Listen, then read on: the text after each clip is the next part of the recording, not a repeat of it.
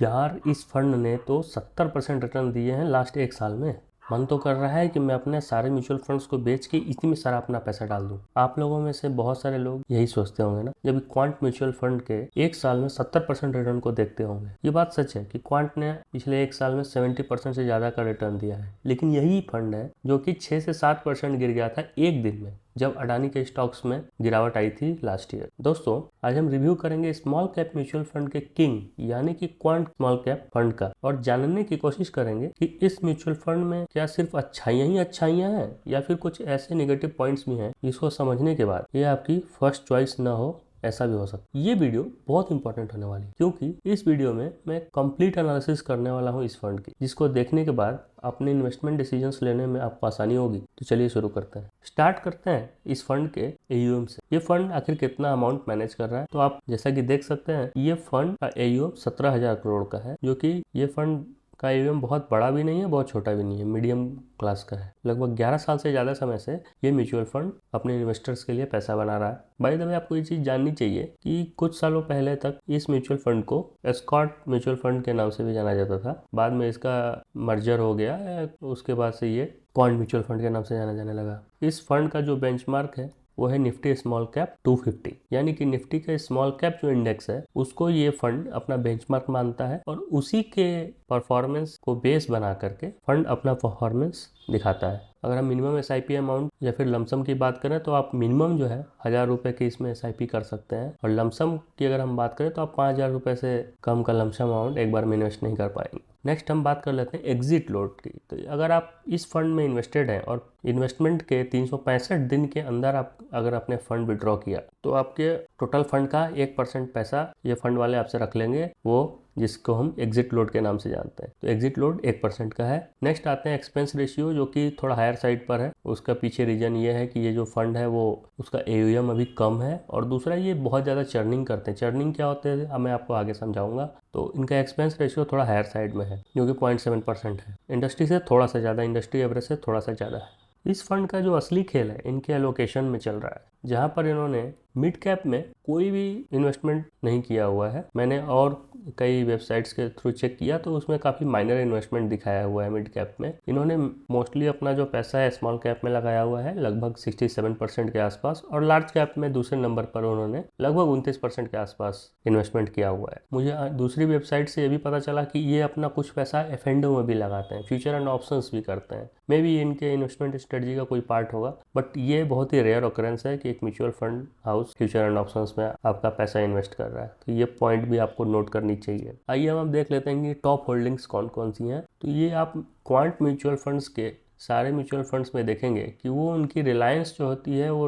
Top choice है। आप रिलायंस और जियो फाइनेंशियल्स उनके अभी रिसेंटली टॉप चॉइसेस हैं। तो हर एक फंड की तरह इसमें भी इन्होंने रिलायंस में 10%, जियो फाइनेंशियल में 7% का, बीकाजी फूड्स इंटरनेशनल लिमिटेड जो है वो, जो कि स्मॉल कैप कंपनी है, वो 3.5% के आसपास, और IRB इंफ्रास्ट्रक्चर 3%। तो ये इनके टॉप होल्डिंग्स हैं। फिलहाल अभी हम सेक्टर वाइज अगर हम देखें तो फाइनेंशियल्स में इन्होंने अपना 18%, एनर्जी सेक्टर में 14%, मेटल एंड माइनिंग में 10.5% के आसपास, और हेल्थ केयर में 8.5% के आसपास इन्वेस्टमेंट किया हुआ है। तो इन्होंने ऐसे सेक्टर्स को चूज किया है जो कि अभी आजकल के टाइम में काफ़ी अच्छा ग्रोथ कर रही है। तो ये पोर्टफोलियो को इस तरीके से ही चेंज करते रहते हैं, जो कि इनका प्लस पॉइंट है। तो आप यहाँ पे देख सकते हैं कि टोटल नंबर ऑफ स्टॉक्स जो है इनके 92 हैं, जो कि इंडस्ट्री एवरेज से काफ़ी ज़्यादा है। तो इनका जो पोर्टफोलियो वेल डाइवर्सिफाइड है। जो टॉप के 10 स्टॉक्स हैं इसमें इन्होंने अपना 38% एक्सपोजर रखा हुआ है अपने फंड का। टॉप 5 स्टॉक्स में ऑलमोस्ट 27% का है। टॉप 3 स्टॉक्स में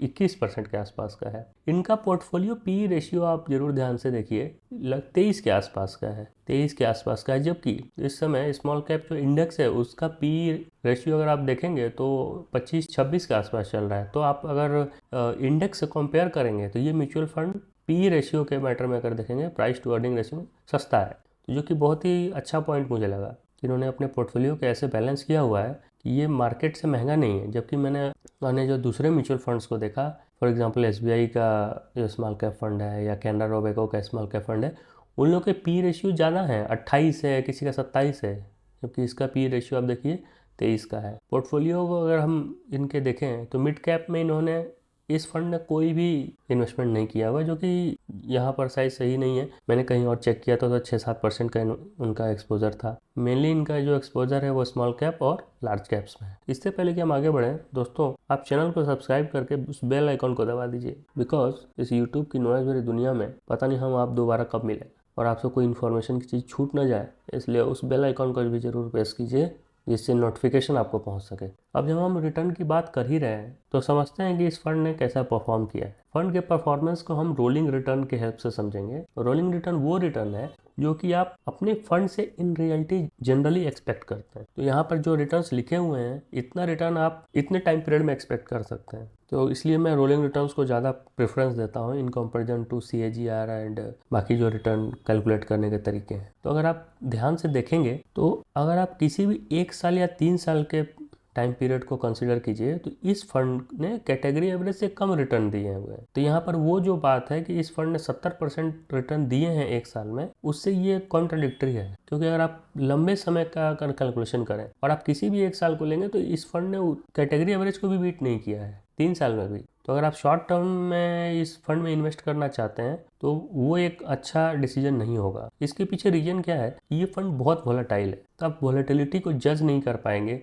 कि कब आपको एंट्री लेनी है और कब आपको एग्जिट लेनी है। लेकिन सेम फंड आप 5 साल या 7 साल के टाइम पीरियड को कंसीडर करते हैं तो इसने कैटेगरी एवरेज के आसपास या उससे ज़्यादा बेहतर रिटर्न दिए हुए हैं। तो इस फंड में एंट्री तभी आप लीजिए जबकि आप लंबे समय तक फंड को होल्ड कर सकते हैं। अब लंबे समय में ये फंड अच्छा परफॉर्म कर रहा है और शॉर्ट ड्यूरेशन में ये फंड उतना अच्छा परफॉर्म नहीं कर रहा है। इस चीज़ को हम इनके रिस्क फैक्टर से समझ सकते हैं। अगर आप स्टैंडर्ड डेविएशन या बीटा फैक्टर को देखेंगे तो ये फंड काफ़ी वोलेटाइल है। इस वॉलेटिलिटी की ही वजह से आपको शॉर्ट टर्म में जज करने में डिफिकल्टी आएगी इस फंड को। लेकिन यहीं लंबे समय का अगर आप इन्वेस्टमेंट करते हैं तो जो वॉलेटिलिटी है वो सिंप्लीफाई हो जाती है, नलीफाई हो जाती है लॉन्ग टर्म। इसी वजह से अगर आप रिस्क एडजस्टेड रिटर्न को देखते हैं तो ये फंड बाकी फंड के एवरेजेस से ज़्यादा बेहतर है। यानी कि जितना रिस्क ये फंड ले रहा है आपके पैसे पे लॉन्ग ड्यूरेशन में, उससे कहीं बेहतर रिटर्न निकाल करके आपको दे रहा है। तो इसी वजह से ये रिस्क एडजस्टेड जो रिटर्न्स हैं इसमें ये फंड एक्सेल करता है। तो मतलब इसका क्या हुआ कि अगर आप रिस्क है तो इश्क है कि ताबीज़ को बना करके अपने पोर्टफोलियो पे बांध दें तो ये फंड आप ले सकते हैं लॉन्ग ड्यूरेशन के लिए। हम इस फंड के प्रोज और कॉन्स को डिस्कस कर लेते हैं। सबसे मुझे अच्छी जो चीज़ लगी, इनका पोर्टफोलियो सिलेक्शन काफ़ी डाइवर्स है। कंसिस्टेंट ये लोग परफॉर्मेंस डिलीवर कर रहे हैं पिछले 5-7 सालों में। इंडस्ट्री में पिछले कई सालों से इन्होंने हाईएस्ट रिटर्न डेवलप करके दिए हैं, जो कि काफ़ी पॉजिटिव है इनके लिए। जो चीज़ मुझे अच्छी नहीं लगी वो है इनका high expense ratio. Expense ratio काफ़ी हाई है कैटेगरी एवरेज से।